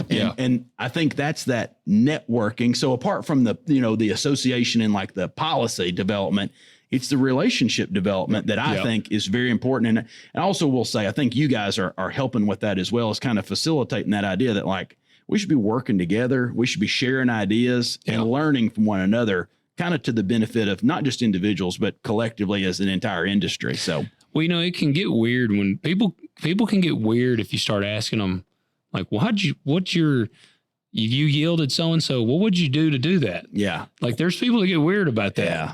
And I mean, that's one of the things Bobby and I have always been super transparent. Yeah. I mean, we have a loss. I'm going to tell you I had a loss. We used something that worked. Tell you it worked like that. What's that product you're a big fan of? Therapies? Yeah. See that when I first heard like him talking about it, I'm like, man, that sounds too good to be true. But I mean, you've used it a bunch. Yeah. Oh yeah. So, I mean, and we no, I'm not, but you're right. Yeah. And it just, I guess it varies from one operation to the next. Just some people, they don't want to give away any trade secrets, Yeah. They view, everybody else is their competition. And, I don't know. Yeah. Well, I will say, I know you guys believe in transparency. That is without a doubt, because I went and used the bathroom in here and there's a window literally right in front of the commode. So that's as transparent as you can get right there. I mean, you could literally be taking a crap in there, and if somebody walks behind the building, they're just going to see you sitting there. Yes. Transparency at its pinnacle. Yes. So. This building has been here now. This is either 2 or 3 years. I've been telling my wife, we have got to have a curtain in the bathroom for literally that long. I'm going to finally just go buy some ugly one and put up because she doesn't care. But no, man, I don't know. So, I mean, you said earlier you have an optimistic view. What is it ultimately that gives you the optimism for Tennessee Ag and our listeners everywhere for agriculture in America? What actually is it that just makes you feel optimistic? So what gives me the highest degree of optimism is that even with the types of ridicule and maybe criticism that the industry is facing right now, people still come to the trough at least 3 times a day. Yeah. Yeah. And they supplement it with snacks, and they are, you can be as critical as you want of your food system, but people are dependent upon it. And I don't think that's something that we're trying to leverage and hold over anybody's head. Certainly not trying to do that. Yeah. But when you have a full belly, you got 100 problems. When you got an empty stomach, you got 1 problem. Yeah. And we as a nation, not to say that there's not folks that don't struggle with hunger. We know that's the case. Yeah. But it is the exception to the rule. The rule is we're a well-fed society, arguably too well-fed. Yeah. And the problem that comes in is that when you undervalue something that is oversupplied, it's easy to be critical of it. It's easy to ridicule it. It's easy to say it should be different. Things should be different. But at the end of the day, they're still consumers. There's still lots of opportunities. Now, does that mean that, am I optimistic because I think that we can just continue in our operations the way we always have and just say, to heck with the, the current demands or trends? No, I'm certainly not saying that. But what I'm saying is that the industry of agriculture is always going to be the bedrock of every civilized, stable society. And just like what you said, food security is the basis of all national security. Yeah. We're going to have to be flexible. Things will change over time, but show me any industry that has remained stagnant for 100 years. There's going to have to be some changes. But what gives me specifically some optimistic views into the future is the price of protein right now is stable and increasing. And I think that means that there might be some transformation within the agriculture industry to suit that really acute lack of especially cattle in the market right now. There's opportunity there. Is it costly to get into it? It certainly is. Cattle producers from, being one for the last several years have had to suffer through some pretty tough times. And now they're kind of hitting the lick. Now, let's be realistic, though. Whatever high prices they're receiving right now are on the opposite side being counteracted by very high input prices. Yep. So let's not sing this song and dance as if cattle producers are just making bank and it doesn't cost more. The production costs more, but the market is bearing a higher tolerance for the price. Yeah. I think there's my mind goes in 100 different directions when you ask that question. And one of the other areas of real optimism I see is specifically in Tennessee. So we have the availability to access water in a way that very few other states really have. Yeah. We also have the opportunity to diversify in a lot of different directions, more than what other states might have as well. We also have an interest in the product. We have a great transportation and logistics hub from right here in Tennessee. I was talking to some guys last night, and our state come July 4th will have been a state for 230 years. Nice. So, awesome. 1796, that's when we were founded. Yeah. And so for 230 years, there's been two words on our state seal: agriculture and commerce. And this is something that I haven't said up to this point. I'm kind of ashamed of it, but agriculture and forestry, when you combine those two industries in the state of Tennessee, it's our largest industry. I had heard that, and I was wondering if that was so. So $103.8 billion. From the numbers, those aren't my numbers. If they were my numbers, would be even bigger.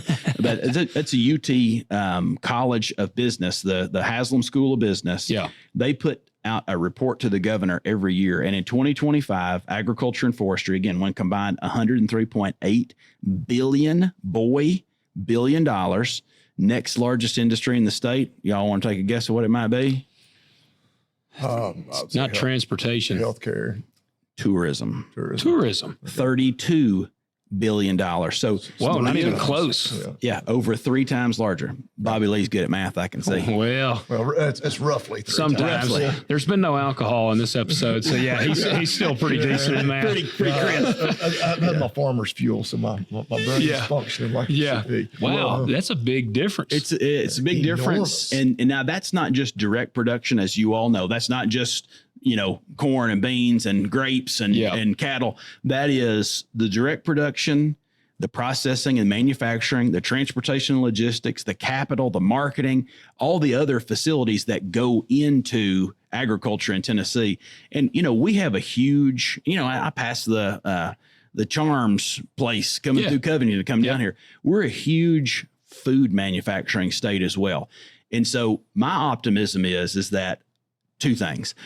Number one, the market is always going to be available to purchase the things that we're producing. Does that mean that we can just produce the things that we want to produce without, the market kind of dictating to us? No, we're going to have to be flexible. Yeah. But number 2 is I know that farmers are the most improvise and overcome type folks I've ever met in my entire life. The ability to be flexible and to change with market conditions.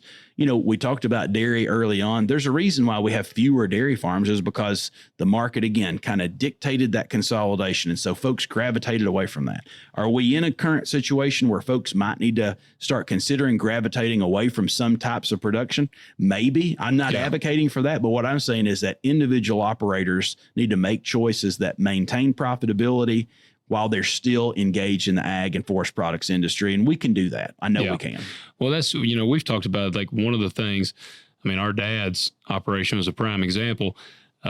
Forever, it was hay, cattle, row crop. Once they kind of got into it, and they have hay, they still have cattle, but it's not, that was kind of originally cattle was like the bedrock for their operation. My dad, he loves row cropping, and that's kind of the direction they really went into. And, we've talked about a lot of these but operations got kind of hyper specialized. Mm-hmm. And, used to every row crop operation had cattle or had hogs, and they kind of dispersed. They didn't have all their eggs in one basket. And most of them now, for the sake of, efficiency, they've gone to one thing, and it'd be all row crop, all cattle.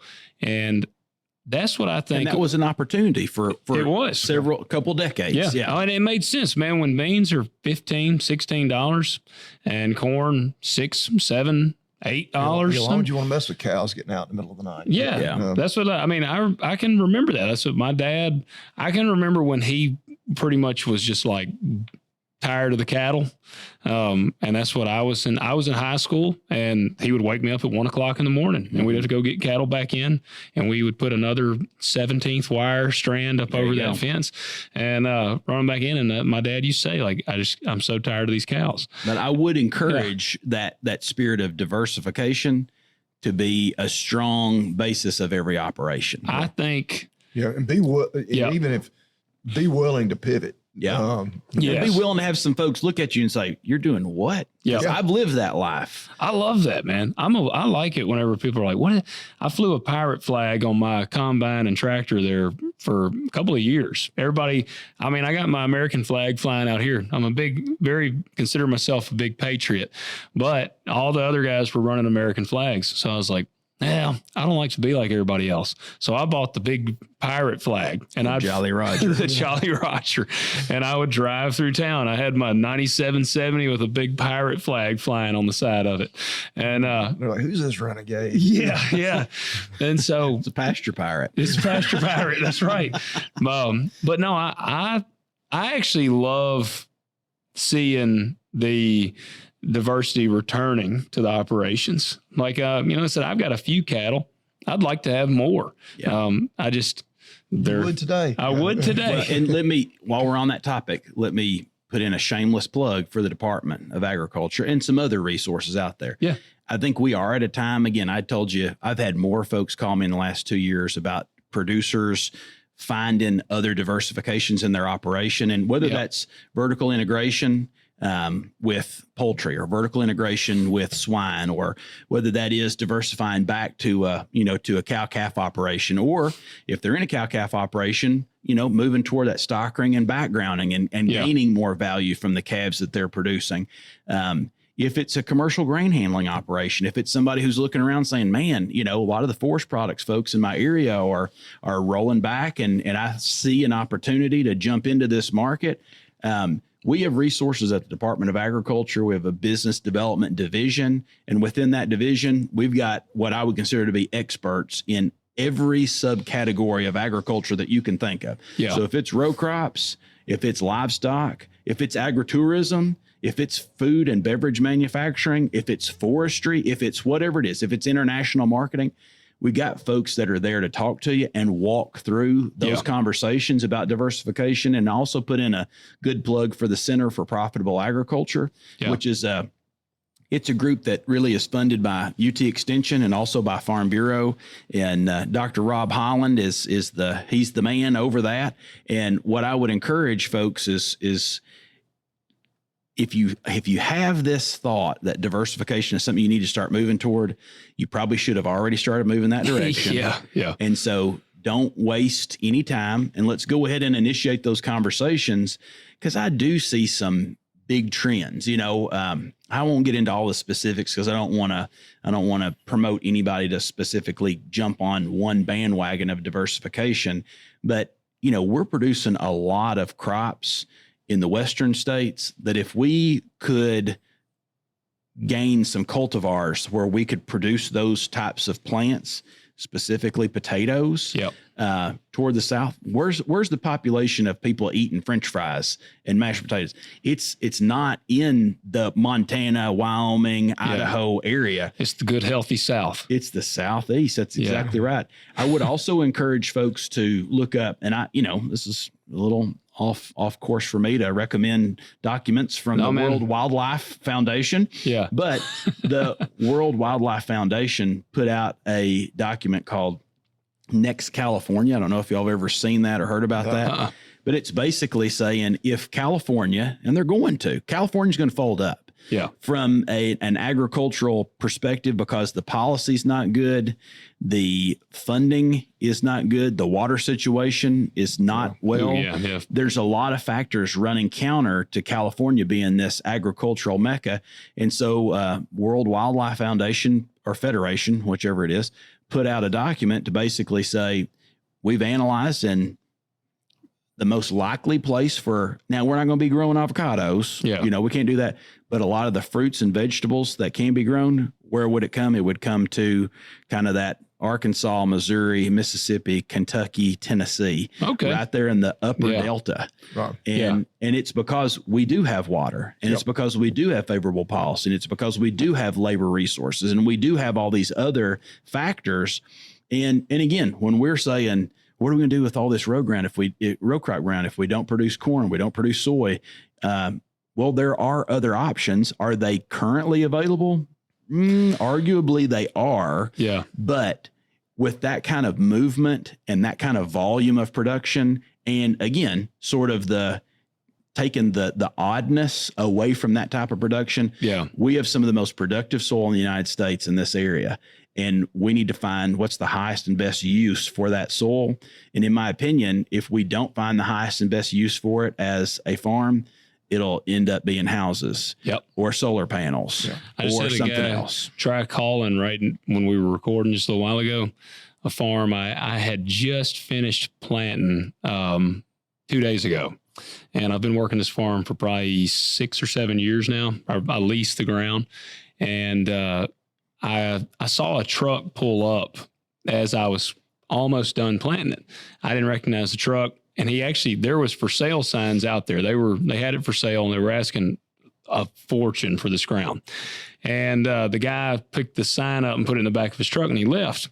And about 10 minutes later, I get a phone call, and it's from the people that are kind of over the farm. And he said, "Hey, man." And I said, "Hey, man, it's funny you called." I said, "I literally just finished planting this farm out here." And he said, "Yeah, I know, that farm just sold." And I said, "Well, you told me to go ahead and farm it." And I said, "I've already fertilized it. I've already sprayed it. And I just planted corn on it." And he goes, "Well, let me try to contact the owner, the new owner." And that's what the dude tried calling me a little while ago. It's sold. I looked up the person that bought it. They're developers. It's going to be developed. And look, Bobby and I have talked about this too. I've sold a farm. I've reluctantly sold a farm. Basically, the centerpiece that I didn't own was bought, and that was kind of the last part I needed for this block. And I kind of just came to the point where I was like, logistically, it makes no sense for me to try to hold firm here. It was not a farm. It was if I had to designate farms to be developed, this would be one to be developed because the ground was very, very marginal. But the farm that I guess I'm going to be losing, pretty good ground. Mm-hmm. And, I'll tell you one of the things we're competing with, man, freaking solar panels. I've lost 300 acres to solar panels over the last few years.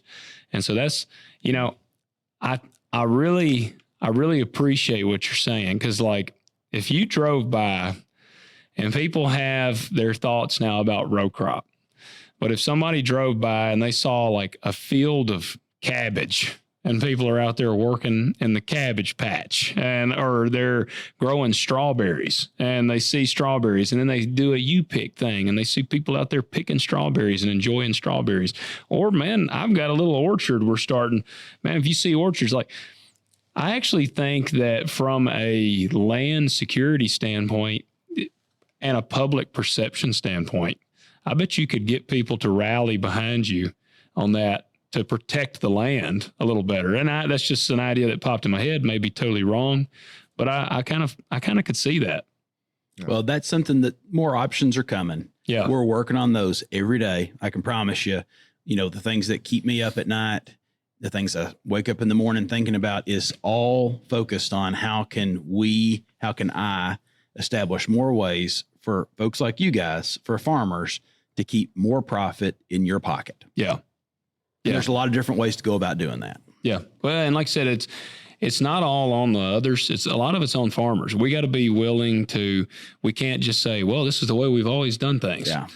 We got to get out of that thinking. And to be clear though, too, like I don't want anybody to say, well, that Commissioner of Agriculture said everybody just needs to start growing cabbage and strawberries. That is certainly not the case. Yeah. We have to establish more domestic markets, more in-state opportunity to merchandise grain. Yeah. We talk about, and we've not mentioned fuel in here one time in this conversation, but we talk about agriculture from the perspective of fueling our bodies, but now we've got feed, we've got fiber, and we've got fuel. We've got new markets, and we have a presidential administration that's more focused on bio-based energy than any other administration we've ever had. Yeah. And whether it's ethanol, and I'm super glad to see them moving toward the E15 effort, whether it's, sustainable aviation fuel that's coming from soybean oil, or whether it's coming from, low value wood fiber through cellulosic technologies. Yeah.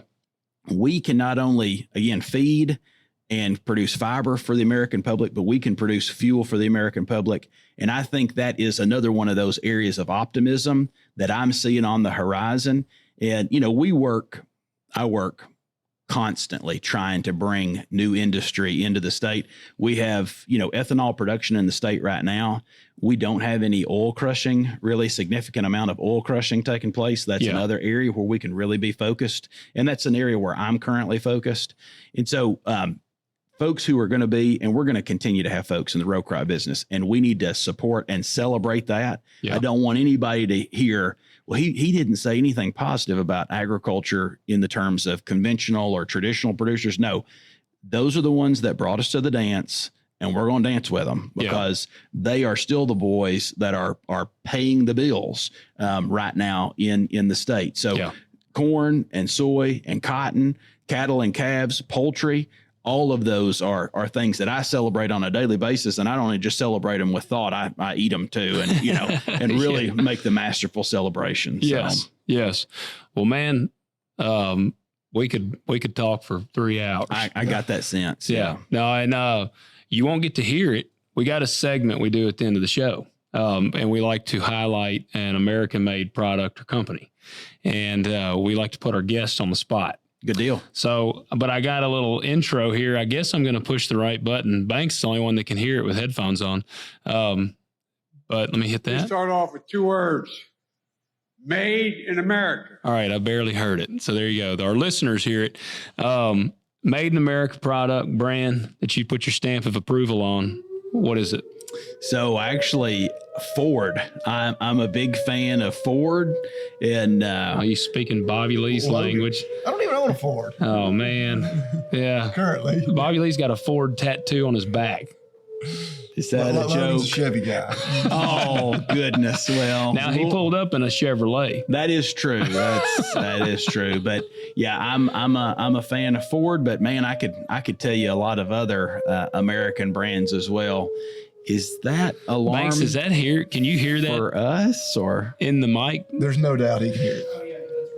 Yeah. So for our listeners, it's noon. It's 12 o'clock so noon. Testing the emergency tornado siren. That's our tornado siren. Yeah. So if y'all are hearing that, the police have not shown up. It's those traffic tickets that Andy hadn't been taking care of.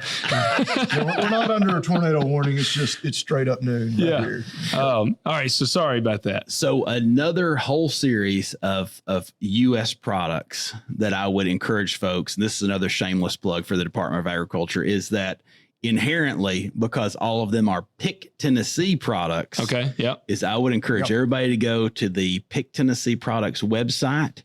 And we've got over 3,000 producers across the state of Tennessee. And actually, based on these products that I'm seeing in here, I hope that you all are signed up for Pick Tennessee products. I have looked. I'm pretty sure. I don't know if we've gotten set up yet because we've still been getting it, but we're looking into it because isn't it picktn.com? picktn.org.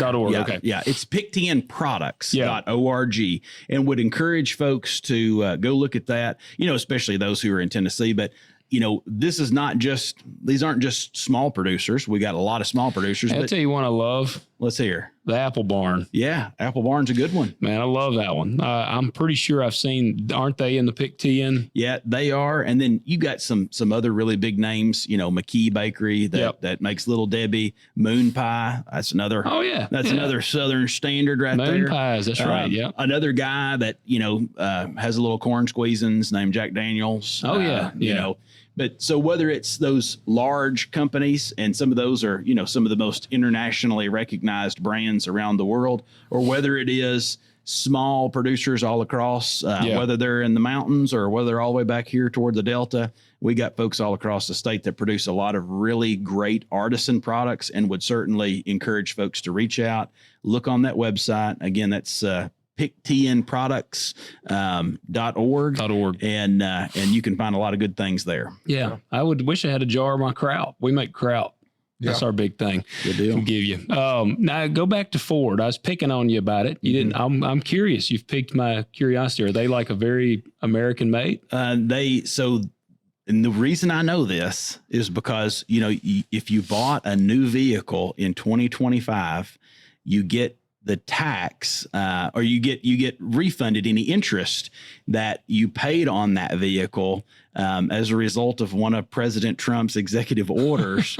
And so that one is built in Michigan. I wish it was built a little further south, but then we got several that are made in Texas, I believe, as well. So I could have said Tesla, I guess, as well. Are they made in USA? So in Texas, yeah. Wow. Yeah. Well, see, I know at one point a bunch of them were like made in Mexico or built in Mexico. Well, I don't know that enough about them to say whether they do or they don't. The Ford trucks here close to us for too much longer. Yeah. Yeah. Is it? Yeah. That was one of the things that made the prices go kind of wonky on the stuff. They built the big Ford plant and land prices around here. Got kind of inflated by that. Well, that's good, man. Well, those are great recommendations. And man, we appreciate you coming on the show. It's been a blast. Yeah, I appreciate the opportunity to be here with you guys. I heard a lot about you, and it's great to see you all are just exactly what I was told. Just good old American guys that just love farming and love agriculture. And, you know, that's something we need more of. So thank y'all for giving me the opportunity to be here with you today. We're glad you came for sure. Yeah. We'll have to get you back out here. Sounds good. Now, again, I won't be able to hear this, Banks. I guess you'll be able to hear it. Wait, this one, our little outro. Oh, wait, we got to do I was about to skip all of our little. Oh, yeah. Y'all go check out our friends over at agzaga.com. Of course. Talk Dirt 20 is that discount code, $20 off at $50 minimum order. Check out all the good things. Yeah, do that. Leave us those ratings and reviews. Comment below. Let us know what you thought of the episode. And where can they keep up with you, Andy? See what you're up to. Sounds good. Appreciate you guys. Where can they follow you at? So they can follow me. I think I have an Instagram with the Department of Agriculture. I think you do. I do have personal pages, but I'm not going to recommend those. Could you give your cell phone number to them if they want to call you? Absolutely. Everybody and their brother's got it, so why wouldn't a few thousand more want to get a hold of it? So I do need to record the market news for today, though, and I thought maybe that might be a good thing for you guys to see as well. Yeah, that would be. Yep. All right, guys, we appreciate y'all. Take care. You've been listening to Talk Dirt to Me with your hosts, thank you, Logan guys. and Bobby Lee. If you enjoyed this episode, we ask that you subscribe and leave a review. Wrap up. We'll catch you next time.